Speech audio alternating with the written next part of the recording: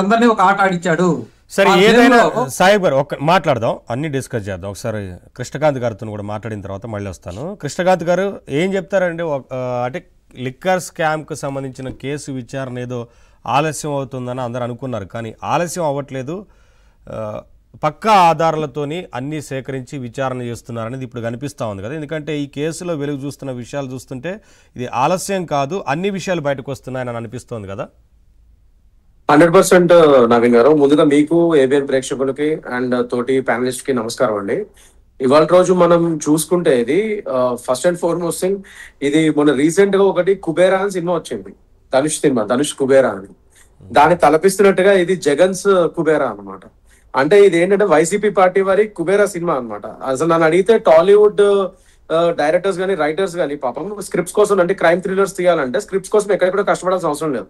YCP party గత ప్రభుత్వంలో చేసిన స్కామ్స్ అన్ని వాళ్ళు కేస్ స్టడీస్ చేస్తే మంచి మంచి స్క్రిప్ట్స్ వస్తాయి వాళ్ళకి, రియల్ లైఫ్ స్క్రిప్ట్స్. దాన్ని బట్టి వాళ్ళు మంచి మంచి థ్రిల్లర్స్, క్రైమ్ డ్రామాస్ ఇవన్నీ తీయచ్చు వాళ్ళు, ఫస్ట్ అండ్ ఫార్మోస్ట్. అండ్ ఇంకోటి, ఇప్పుడు ఈ కేసు పరంగా మనం చూసుకుంటే నవీన్ గారు, ఇక్కడ మనకి మెయిన్ గా అదేంటంటే మోసగాళ్ళకి మోసగాడు టైప్ లో ఈ అసలు వీళ్ళే ఒక మోసగాళ్ళు అంటే మళ్ళీ ఈ మోసగాళ్ళని ఇంకోళ్ళు ఎవరో మోసం చేశారు. అదే సినీ ఫక్కీలో జరుగుతున్న అంత ఒక పెద్ద స్కామ్, ఇదొక మోసం, ఇదొక రకరకాలుగా. అసలు ఒక విధంగా దీన్ని చూస్తుంటే నాకు నిజంగానే ఒక మామూలు జనాలకి, ఏపీ ప్రజలకు కానీ ఎవరికైనా కానీ ఇది ఒక పెద్ద సినిమా స్టోరీ నడుస్తున్నట్టే ఉంది చూస్తుంటే ఒక విధంగా. సో ఇవాళ రోజు ఇది ఏంటంటే, ఇప్పుడు ఒకటి నవీన్ గారు, ఇప్పుడు వీళ్ళు సో కాల్డ్ ఈ బ్లాక్ మనీ ఏదైతే ఇది ఉందో, ఇవాళ రోజు ఈ ముంబై బేస్డ్ ఇతను అనిల్ చోకరా అని ఎవరినైతే ఎప్పుడైతే వీళ్ళు అరెస్ట్ చేశారో, ఇక్కడ మనకి క్లియర్ గా మన కూటమి ప్రభుత్వం ఒక నిబద్ధత, ఒక సిట్ ఫామ్ చేసి ఆల్ ఓవర్, నేను ఫస్ట్ నుంచి చెప్తున్నా, ఈ సో కాల్డ్ ఈ షెల్ కంపెనీస్ పెట్టి ఇంటర్నేషనల్ లెవెల్లో ఈ మనీ లాండరింగ్ అనేది జరుగుతుంది. జనరల్లీ ఇప్పుడు ఇక్కడ ఈడీ కూడా వస్తుంది నెక్స్ట్, నాకు తెలిసి. ఐ మీన్ ఈడీ కూడా దాని పని, అది జనరల్లీ పిఎంఎల్ యాక్ట్ అంటే prevention of money laundering act కింద దాని పని అది చేసుకుంటూ వెళ్తుంది.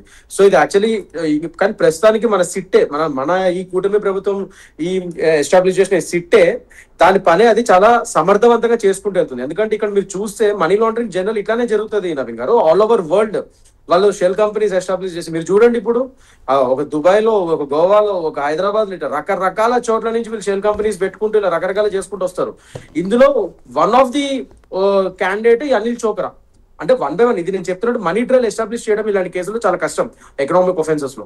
సో ఈ మనీ ట్రయల్ ని ఎస్టాబ్లిష్ చేసే ఈ ప్రక్రియలో వీళ్ళు ఒక్కొక్క చోట ఒక్కొక్క ఎలుకల్ని పడుతున్నట్టు అనమాట. ఒక్కొక్క ఎలుకని బట్టి, ర్యాట్స్ ని బట్టి వాళ్ళ నుంచి కొద్దిగా అమౌంట్స్ ని ఎవరెవరు ఎంత లాండరింగ్ చేశాడు అంతే. అంటే ఇది ఇప్పుడు ఒఫీషియల్ గా అయితే 3,000 పైచలకు స్కామ్ అని చెప్పి అంటున్నారు, కానీ నా ఎస్టిమేషన్ ప్రకారం 30,000 పైన ఇప్పుడు దాటిపోయి ఉంటుంది. ఇది ఏదో ఒఫీషియల్ గా ఇంతవరకు ఈ బయటపడ్డాయి కాబట్టి ఆడిట్ రిపోర్ట్స్ కానీ అవి కానీ 3,000 వరకు వీళ్ళు తేల్చారు సిట్ వరకు. కానీ మామూలుగా సుబ్బారావు గారు కానీ లేకపోతే సాహెబ్ గారు కానీ ఒప్పుకుంటారు ఇంకా చాలా పెద్ద స్కామ్ ఇది, 30,000 దాటిపోయి ఉంటుంది. అసలు ఢిల్లీ స్కామ్ దేనికి పనికిరాదు, ఢిల్లీ లిక్కర్ స్కామ్.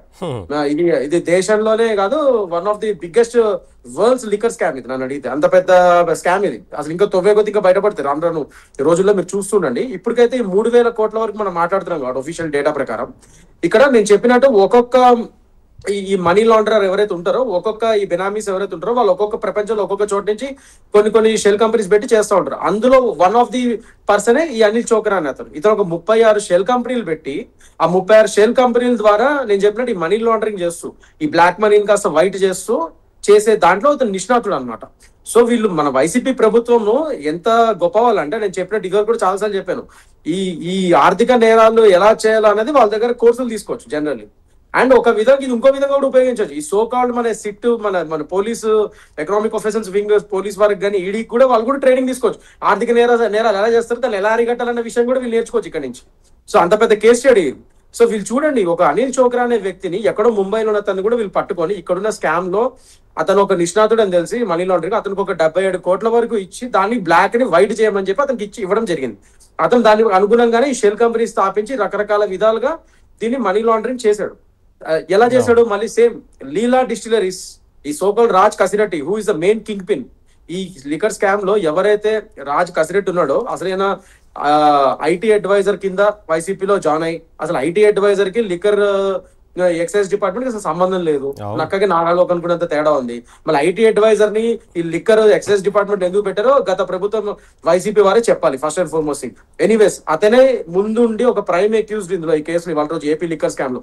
రాజ్ కసిరెడ్డి దగ్గరుండి Leela distilleries Adan distilleries, Spy Agro Industries, ఇవన్నిటిని ఈ ఓనర్స్ ని, అసలైన ఓనర్స్ ని భయపెట్టి వాళ్ళ నుంచి వాళ్ళ నుంచి ఈ కంపెనీస్ ని అతను తీసుకొని దాని తర్వాత మొత్తం అతనే అయ్యండి మొత్తం అంతా నడిపించాడు ఇదంతా ఈ ఏపీ లిక్కర్ స్కామ్ ని.